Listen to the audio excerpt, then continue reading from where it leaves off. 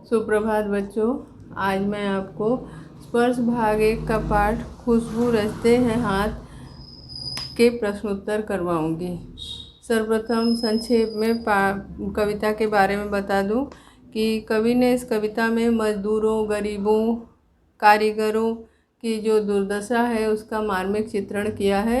यहाँ पे उन्होंने अगरबत्ती बनाने वाले मजदूर वर्ग के बारे में बताया है कि वे खुद गंदी गलियों के बीच में रहते हैं और फिर भी वे दूसरों के लिए खुशबूदार अगरबत्तियां बनाते हैं।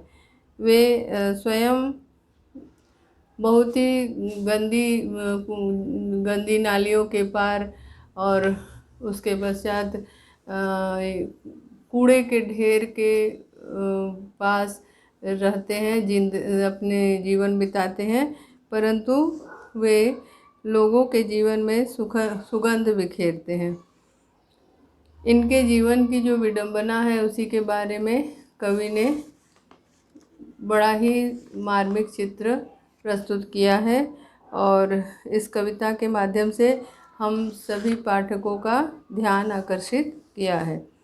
अभी इस पाठ के बारे में इससे थोड़ा सा संक्षेप छोटे अति लघु प्रश्न करवाती हूँ, फिर उसके पश्चात पाठ के प्रश्न एवं अन्य प्रश्न करवाऊँगी। तो सबसे पहला प्रश्न है कि इस कविता का नाम और इस कविता के रचयिता। इस कविता का नाम है खुशबू रचते हैं हाथ और रचयिता हैं अरुण कमल जी। द्वंद्व समास का उदाहरण इस कविता में बताना है। तो कूड़े करकट के ढेर, कूड़ा करकट जो है वह द्वंद्व समास का उदाहरण है। कूड़ा और करकट, कूड़ा करकट, कूड़ा करकट, कूड़ा और करकट, यहाँ पे द्वंद्व समास है। कूड़ा और करकट में द्वंद्व समास है। इसके पश्चात यहाँ पे अगला प्रश्न है इसमें कि अगरबत्तियाँ बनाने वाले कहाँ रहते हैं। अगरबत्तियाँ बनाने वाले कहाँ रहते हैं? अगरबत्तियाँ बनाने वाले कूड़े करकट के ढेर के पास रहते हैं। खुशबू रचते हैं हाथ कविता किन विषमताओं को बेनकाब करती है? ये सामाजिक आर्थिक जो विषमता है समाज में उसको बेनकाब करती है। खुशबू का पर्यायवाची क्या है? खुशबू का पर्यायवाची है सुगंध। ठीक है, खुशबू का पर्यायवाची है सुगंध। खुशबू उर्दू शब्द है, ये विदेशज शब्द है और ये इसकी पर्यायवाची हिंदी में है सुगंध। अब अगला प्रश्न है इसके अगले छंद से अगला प्रश्न है। उस प्रश्न में ये पूछा गया है कि पीपल के पत्तों से किन हाथों की तुलना की गई है? पीपल के पत्तों से किन हाथों की तुलना की गई है? पीपल के पत्तों से बच्चों के कोमल हाथों की तुलना की गई है। पीपल के पत्तों से बच्चों के, इनके घर में जो छोटे छोटे बच्चे हैं वे भी इस कार्य में लगे रहते हैं, तो उनके कोमल हाथों की तुलना की गई है। इसके पश्चात इसके पश्चात है नव युवतियों के मेहनतकश हाथ कैसे हैं? नौ युवतियों के जो मेहनतकश हाथ है वे जूही की डाली के समान है। जूही की डाली के समान खुशबूदार है। जो नवयुवती के हाथ है वे जूही की डाली के समान खुशबूदार है। मेहनत करने वाले के हाथ कैसे हो जाते हैं? मेहनत करने वाले के हाथ हो जाते हैं कटे फटे और जख्मों से कटे हुए, जख्मों से भरे हुए। कटे फटे और जख्मों से भरे हुए हाथ उनके हो जाते हैं। अगला प्रश्न है कि कवि ने यहाँ पे बहुवचन का प्रयोग क्यों किया है? तो इसका उत्तर है कि कवि ने यहाँ पे मजदूर वर्ग के बारे में कहा है, किसी एक व्यक्ति के बारे में नहीं कहा है, इसीलिए यहाँ पे बहुवचन का प्रयोग किया गया है। कविता में कितने तरह के हाथों की चर्चा की गई है? कविता में कितने तरह के हाथों की चर्चा की गई है। कविता में 6 तरह के हाथों की चर्चा की गई है। कविता में 6 तरह के हाथों की चर्चा की गई है, जैसे पीपल के पत्तों जैसे हाथ, जूही की डाली जैसे हाथ, कटे पिटे हाथ, घिसे नाखूनों वाले हाथ। ठीक है, इसी तरह से इन्होंने 6 तरह के हाथों की चर्चा की है। अगले छंद से कुछ प्रश्न। अब इसमें पहला प्रश्न है कि गली में क्या बनती हैं। गली में ऐसे जो गंदी नालियों के पार जो गलियां हैं उसमें खुशबूदार अगरबत्तियां बनती हैं। देश भर की जितनी खुशबूदार अगरबत्तियां हैं वे बनती हैं। खुशबू तथा मशहूर तथा का विपरीतार्थक क्या है। खुशबू तथा मशहूर, इन दोनों शब्दों का इन दोनों का पर्याय विपरीतार्थक। खुशबू का हो जाएगा बदबू या दुर्गंध, और विख्यात का गुमनाम। ठीक है, विख्यात का हो जाएगा गुमनाम। मुल्क की मशहूर अगरबत्तियां बनती हैं। कहाँ बनती हैं मुल्क की अगरबत्तियां? कूड़े करकट के ढेर के पास। अगरबत्तियों में कौन कौन सी सुगंधियां रहती हैं? अगरबत्तियों में कौन कौन सी सुगंधियां रहती हैं? अगरबत्तियों में केवड़ा, खस, गुलाब, रात रानी, ये सब अगरबत्तियां रहती हैं। दुनिया की सारी गंदगी के बीच कौन क्या रचता है?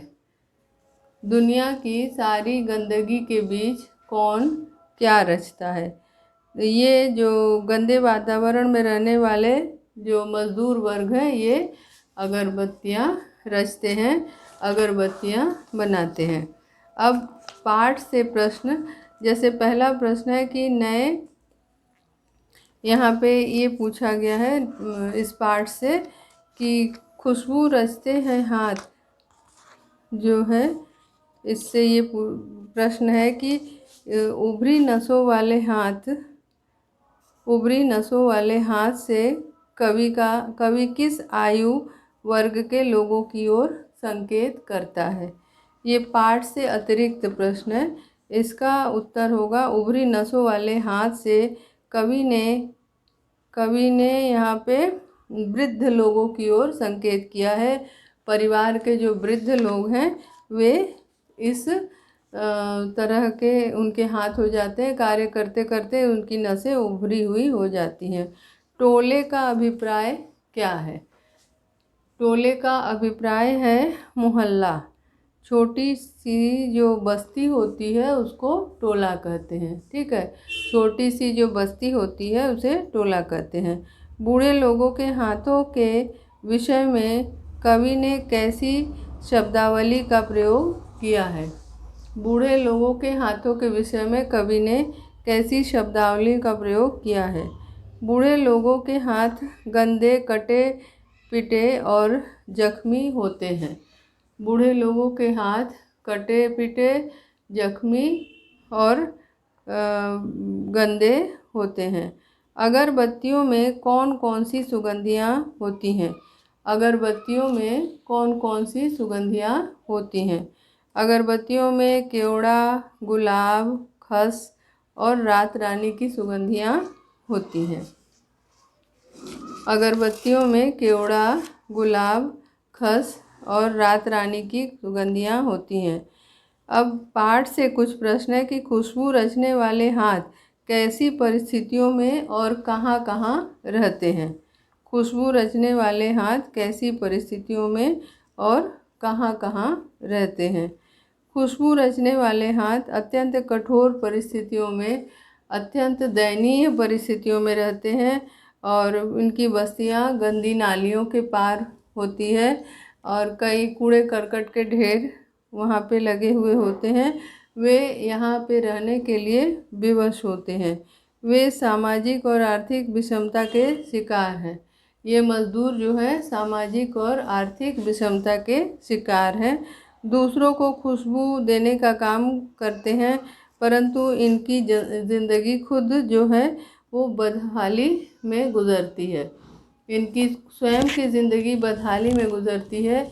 भले ही ये दूसरे लोगों को खुशबू देने का कार्य करते हैं। अगला प्रश्न है, कविता में कितने तरह के हाथों की चर्चा की गई है? कविता में कितने तरह के हाथों की चर्चा की गई है?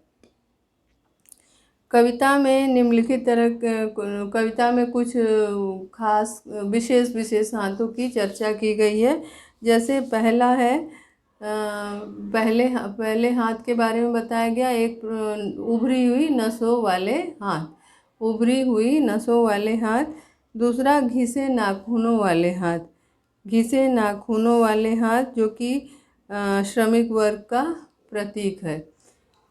तीसरा है, पीपल के पत्ते जैसे कोमल हाथ, जो कि उन मजदूरों के घर के बच्चों के हाथों का प्रतीक है। पीपल के पत्ते जैसे कोमल हाथ जो कि उन मजदूर वर्ग के घर के छोटे बच्चों के हाथ का प्रतीक है।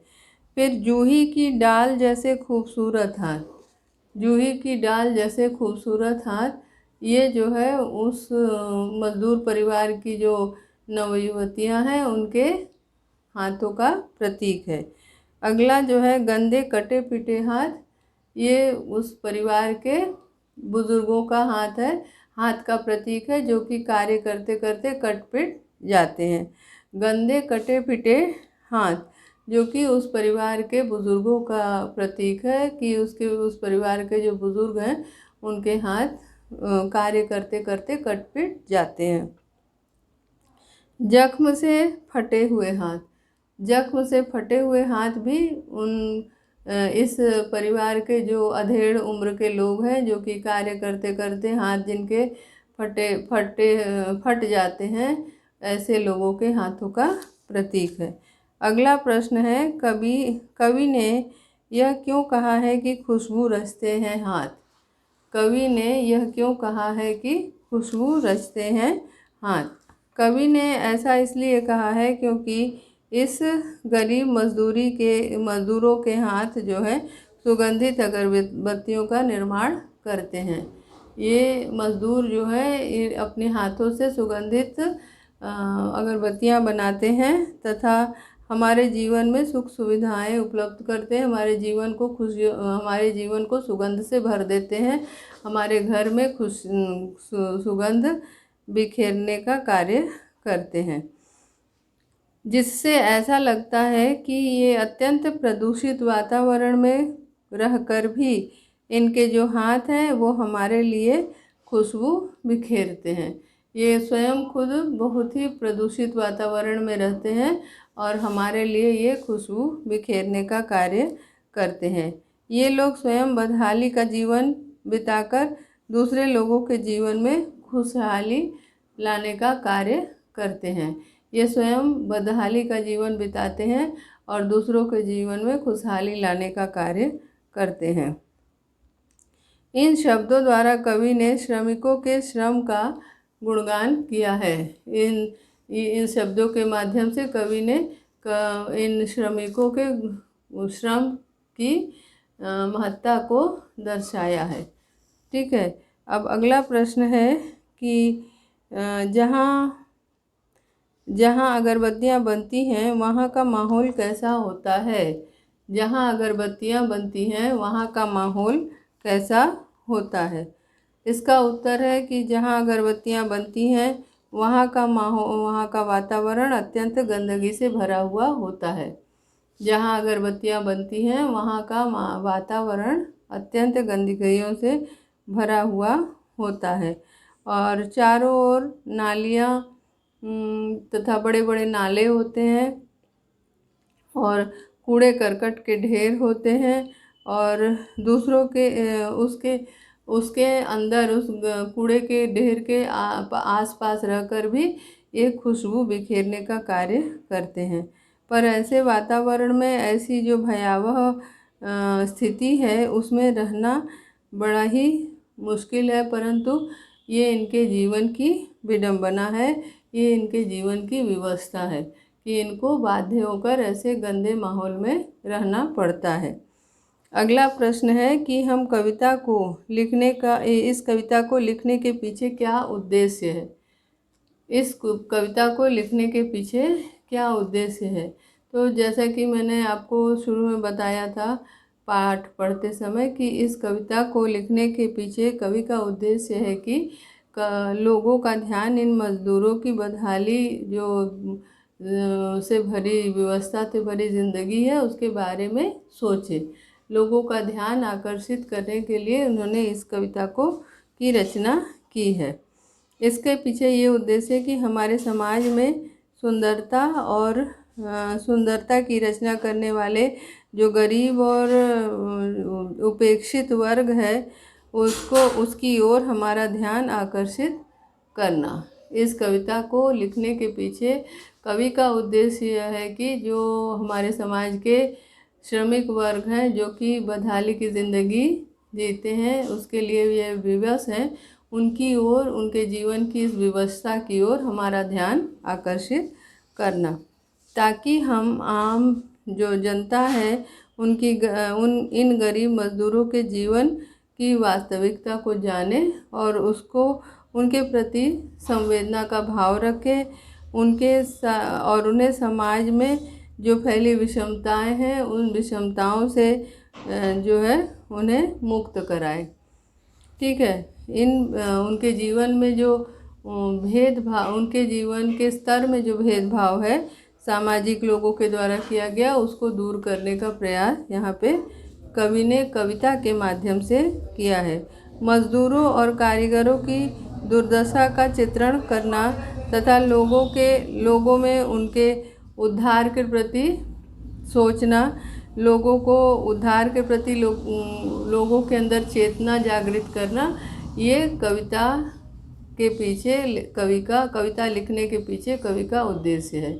कविता लिखने के पीछे कवि का ये उद्देश्य उजागर होता है कि वे लोगों की चेतना को जागृत करना चाहते हैं और मजदूर वर्ग को ये सोचने के लिए, मजदूर वर्ग के इस दुर्दशा के बारे में सोचने के लिए हमें एक बार हमारा ध्यान आकर्षित करते हैं और चाहते हैं कि हम जो है इनकी दुर्दशा को दूर करने का प्रयास करें, इनके बारे में सोचें, इनकी जो बदहाली से भरी ज़िंदगी है उसके बारे में सोचें और इनके जीवन में खुशहाली लाने का प्रयास करें।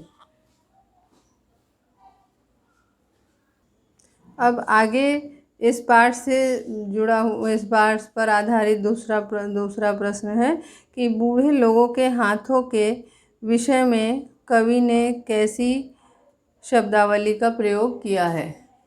बूढ़े हाथों के विषय में कवि ने कैसी शब्दावली का प्रयोग किया है।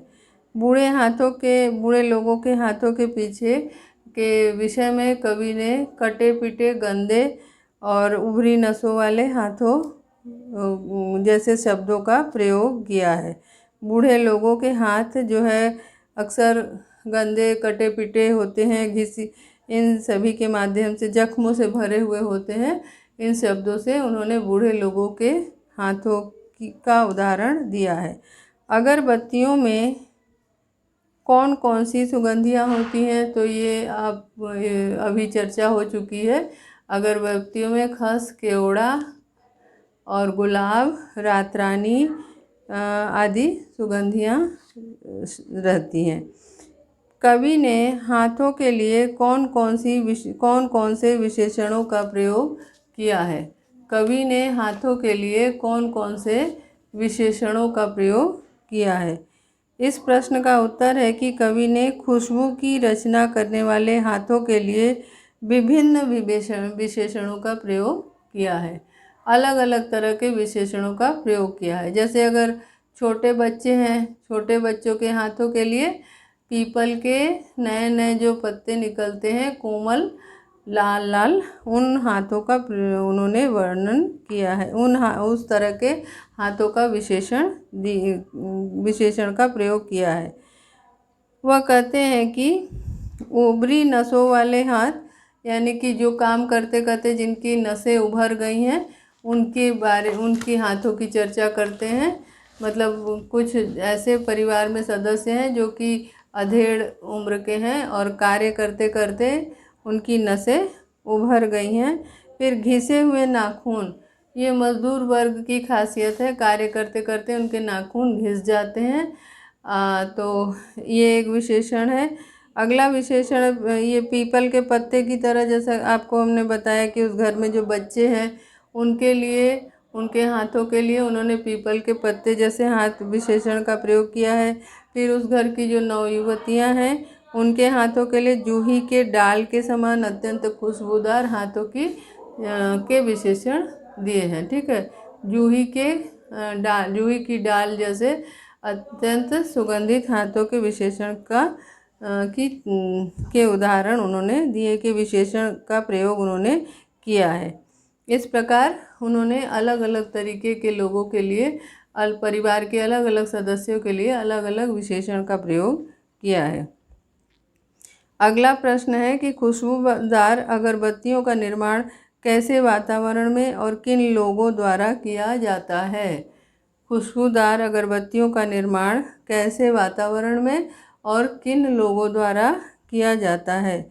खुशबूदार अगरबत्तियों का निर्माण बदबू वाले गंदगी के वातावरण में, गंदगी से युक्त वातावरण में किया जाता है, और इसमें बच्चे, बूढ़े, नवयुवतियाँ, हाँ, औरतें और अधेड़, बूढ़े, सभी तरह के मजदूर इसमें कार्य करते हैं। ये जो खुशबूदार अगरबत्तियाँ हैं, इनका निर्माण बदबू के ढेर में, कूड़े करकट के ढेर में किया जाता है, गंदे माहौल में किया जाता है, गंदे वातावरण में किया जाता है। और इस कार्य को करने में बच्चे, बूढ़े, युवतियाँ, लड़कियाँ, औरतें और बूढ़े, अधेड़ सभी लगे हुए होते हैं। तो इस तरह से खुशबू रचने का कार्य पूरे परिवार के जितने सदस्य हैं सभी करते हैं। अब अगला प्रश्न इसमें है कि खुशबू रचते हैं हाथ में निहित विडंबना को प्रस्तुत कीजिए। खुशबू रचते हैं हाथ में निहित विडंबना जो है उसका वर्णन कीजिए। खुशबू रचने वाले जो आर्थिक अभावों और गंदी गलियों में रहते हैं, खुशबू रचने वाले जो लोग हैं वे आर्थिक अभाव से भरी जिंदगी जीते हैं, गंदी गलियों में रहते हैं, जहाँ छोटी छोटी जहाँ पतली पतली गलियाँ हैं और नालों व कूड़ों का अंबार है। अगरबत्तियाँ बनाने वाले नगरों, कस्बों और बस्तियों से दूर गंदे स्थानों पर रहते हैं। खुशबू बिखेरने वाली जो अगरबत्तियाँ हैं उनको बनाने वाले जो लोग हैं वे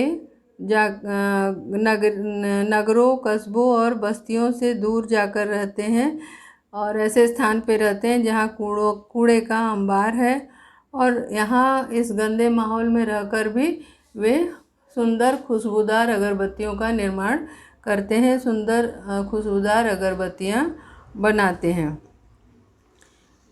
स्वयं ऐसे बदबूदार वातावरण में रहकर दूसरों के जीवन को खुशबूदार अगरबत्तियाँ प्रदान करते हैं। खुद वे गंदे माहौल में रहते हैं और लोगों के लिए खुशबूदार अगरबत्तियाँ बनाते हैं, और स्वयं ऐसे बदबूदार माहौल में रहते हैं। ये इनके जीवन की एक विडंबना है, उनके जीवन की एक स्थिति, बुरी स्थिति है, दयनीय दशा है उनकी कि उनको वे विवश हैं ऐसे माहौल में रहने के लिए।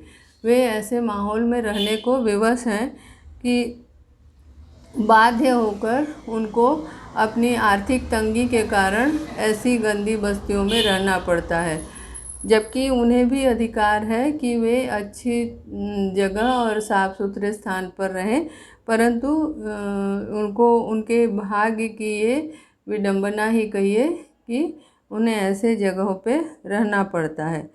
अपने आप को इन गरीब मजदूरों से दूर रखकर स्वयं समाज के लोग जब अगरबत्तियां जलाते हैं तो उनको इस बात का ध्यान ही नहीं रहता कि वे कैसे माहौल में निर्मित हुए हैं। सामान्यतः जो है इनकी ज़िंदगी बड़ी कठिनाइयों से भरी होती है। परमात्मा को प्रसन्न करने की कामना करते हैं या अपने वातावरण की सुगंध, जो हम लोग जैसे हैं या जनता जो है जो खुशबूदार अगरबत्तियों का प्रयोग करती है, वे साधारण तौर पर परमात्मा को प्रसन्न करने के लिए या अपने घर को के वातावरण को सुगंधित बनाने के लिए इन अगरबत्तियों का प्रयोग करते हैं। तो कभी ये नहीं सोचते कि वे इन्हें बनाने वाले कौन हैं।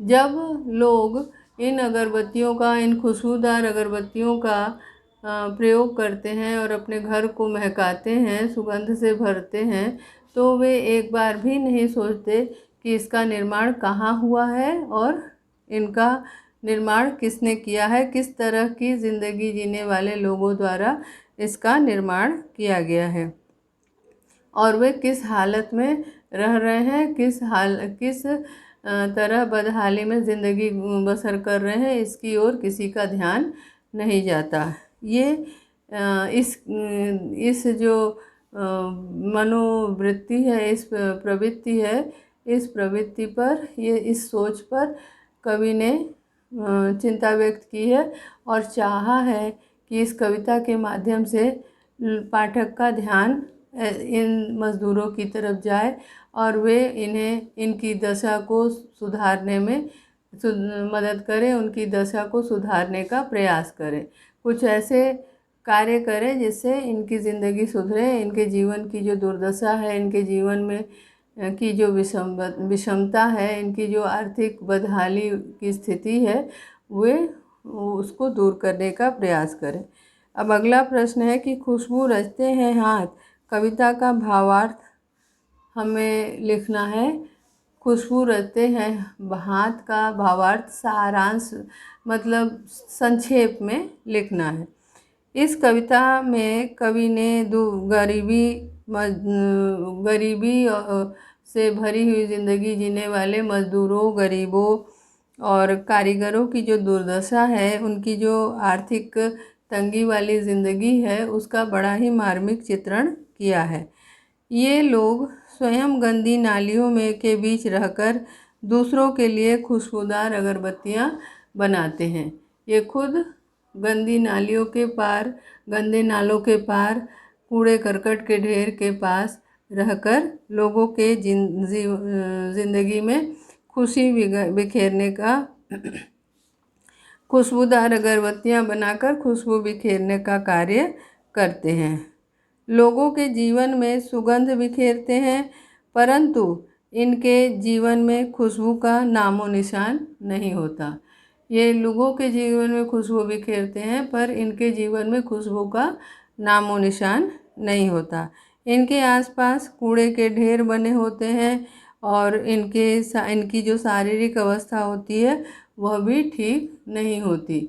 इनकी शारीरिक अवस्था भी ठीक नहीं होती। इनके हाथ जो है काम करते करते जख्मी हो जाते हैं, कट पिट जाते हैं और नाखून इनके घिस जाते हैं। उसके पश्चात जो है नसें उभर जाती हैं काम करते करते, फिर भी वे खुशबूदार अगरबत्तियां बनाते हैं और सदा परिश्रम करते रहते हैं। चाहे उभरी हुई नसों वाली हाथ हो, चाहे बूढ़ी हाथ हो, उभरी हुई नसों वाली बूढ़ी हाथ हो, चाहे महिलाओं की हाथ हो, नवयुवतियों की हाथ हो, चाहे बच्चों के हाथ हो, ये जो है लगातार मजदूरी के कार्य में लगे रहते हैं। भले ही स्वयं गंदे माहौल में रहें, भले ही स्वयं कूड़े करकट के ढेर के अंदर रहें। ठीक है, जो है कुछ शब्द आए हैं, उन शब्द के बारे में हम चर्चा करते हैं। जैसे आपको हमने बताया था खुशबू, खुशबू का पर्याय है हिंदी, ये आगत शब्द है, ये उर्दू शब्द है, इसका पर्याय है सुगंध। सुगंध, यहाँ पे खुश उपसर्ग है और बू प्रत्यय है। ठीक है, खुश उपसर्ग है, खुश उपसर्ग और बू जो है मूल शब्द है, मूल शब्द है बू, जिसका अर्थ है महक। खुश माने अच्छा, अच्छी, और महक, बू का अर्थ महक। इसका इसी तरह से सुगंध में भी क्या है, सु अच्छे के लिए आता है, सु शब्द अच्छा या अच्छी, ठीक है। और गंध माने महक, गंध माने महक। यहाँ पे भी सु उपसर्ग है, ये जो है उपसर्ग है, सु जो है ये उपसर्ग है और ये मूल शब्द है, मूल शब्द है गंध, ठीक है। इस तरह से हमारा आज का ये पाठ समाप्त होता है। फिर अगली कक्षा में अगला पाठ पढ़ेंगे। धन्यवाद।